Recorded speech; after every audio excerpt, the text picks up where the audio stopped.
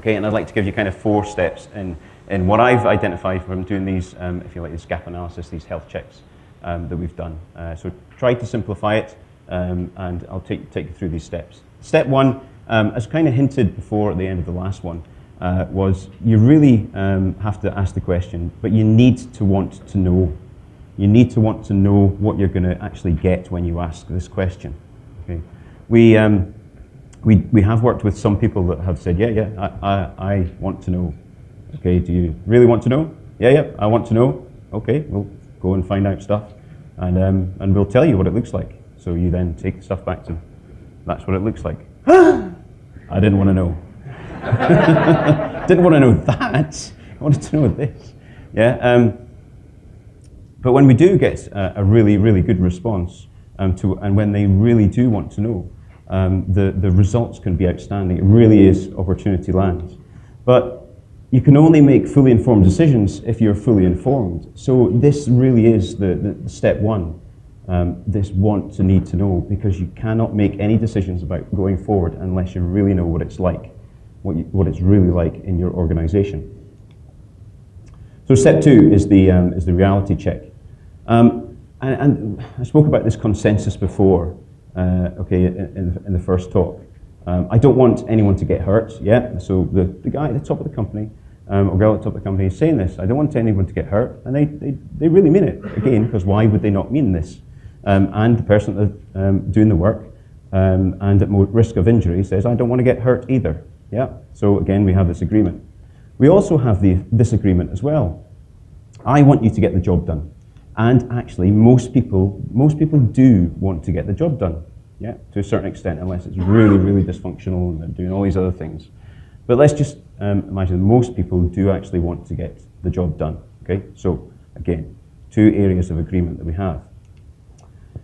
But then something happens, and something moves in between this, and we call that the safety guy, all right?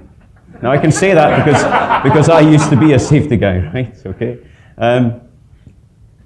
So now this is, well, I want you to fill in a bit of paper every time you do a task, okay? Well, hang on. I want you to get the job done, and I want to get the job done, okay? Oh, and by the way, I want you to tell me every time you cut your finger and every time you bump or bruise your leg. Oh, hang on, now I'm starting to think, well, what do you want me to do? Do you want me to get the job done? I definitely don't want to get hurt, or do you want me to fill all this bits of paper and all this kind of stuff? So the virtual world is starting to come into the real world. And the guy at risk is now thinking, whoa, hang on. But it gets worse. This gap, if you like, between this disparity in the message between the virtual world and the real world. And then management creep in. And my budget is spent. So you can't have that tool you need to do the job. You can't have what you're asking for to do the job. So this guy's now even more thinking, hang on a minute. You'll just have to make do with what you've got. Yeah, just make do in what you've got, make do and mend. We haven't got any money left.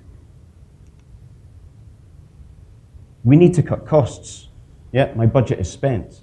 So you hear these things in this middle management, but the guy at the top's still saying, I want you to get the job done, and I don't want you to get hurt. The guy at the work face, what's going on here? There's this disconnect. If only it was this simple, okay? So we've got the worker here, the guy at most risk. We've got a supervisor, the manager, the senior manager and the director, vice president, whatever you want to call it, okay? And we say that, okay, this guy's behavior here, his guy's behavior is influenced by his environment, and the person that creates his environment, her environment is the supervisor, and then the person that creates their environment is the manager, and then it's the senior manager, and then it's director. So the answer is simple then.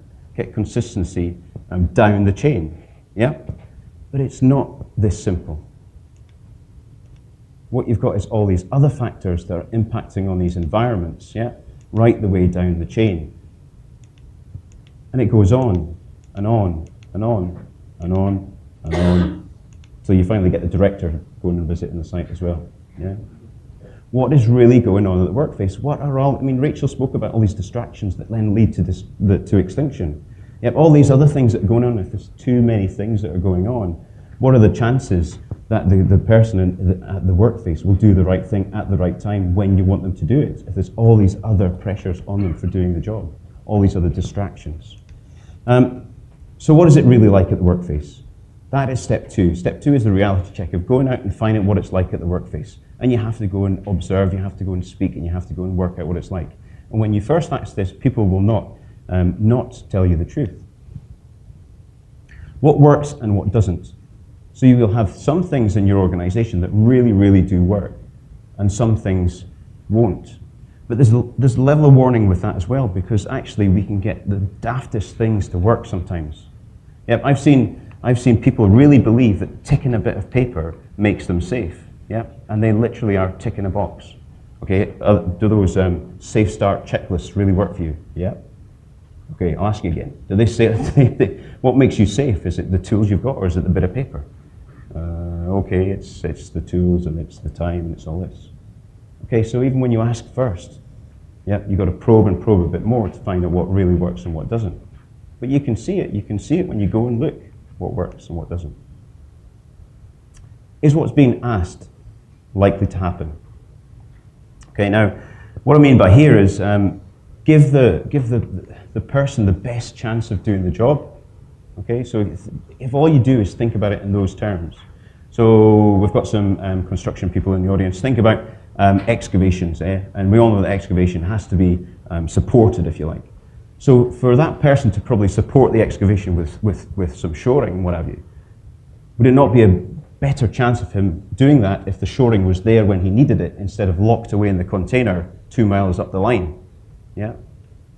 Give him the best chance of doing the job by putting the right stuff when he needs it at the right time. That's what can make it likely to happen. And the answer is definitely out there when you go and look, when you do this reality check. But not only that, is the people that are working in the organizations actually know how to do the right thing.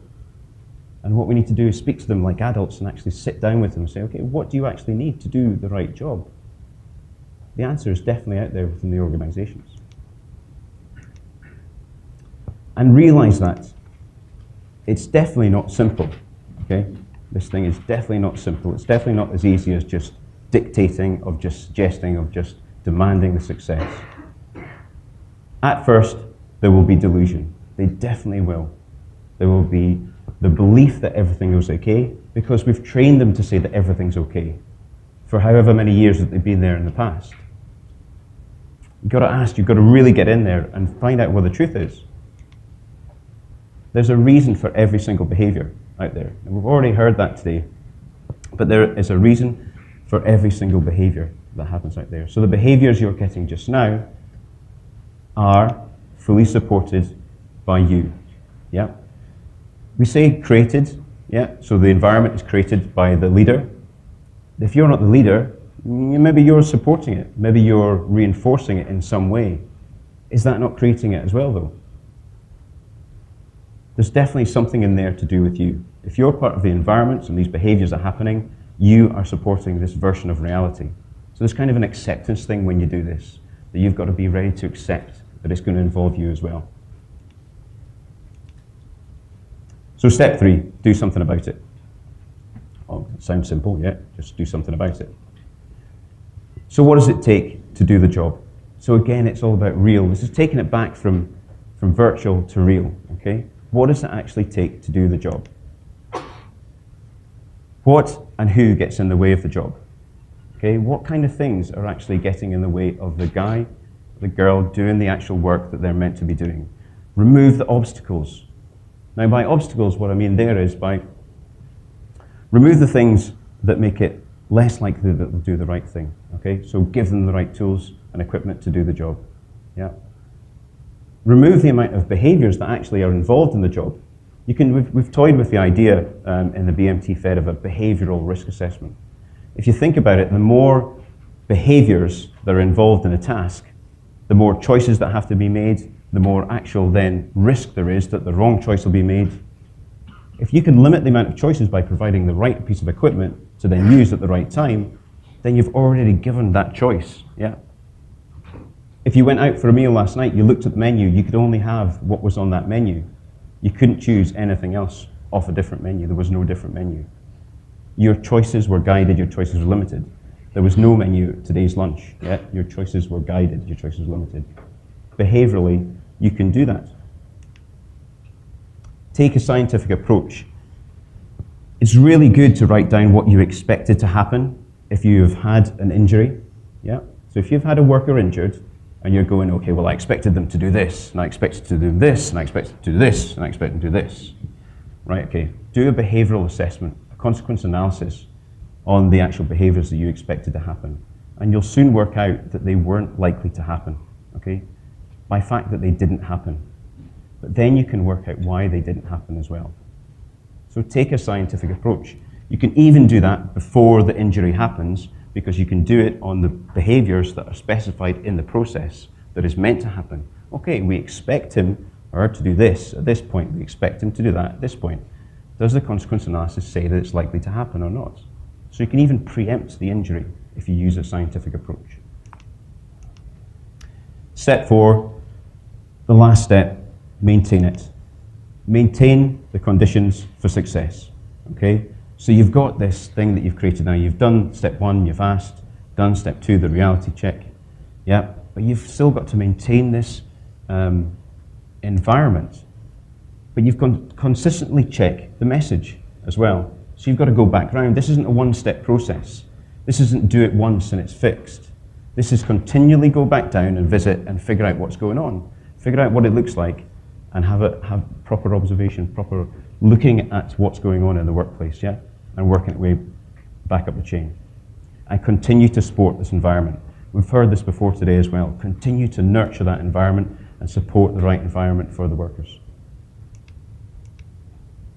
So to create the conditions for success, to close this gap, step 1, you need to want to know. Step 2 is the reality check. Get down and dirty and go and check and go and see what it's like. Do something about it. And then maintain it. Now the thing with this as well though, is if you only do one of these, you'll not close the gap. You have to do all 4 and you have to keep on doing all 4 as well. So only doing one of these will not get you the conditions for success. Thank you.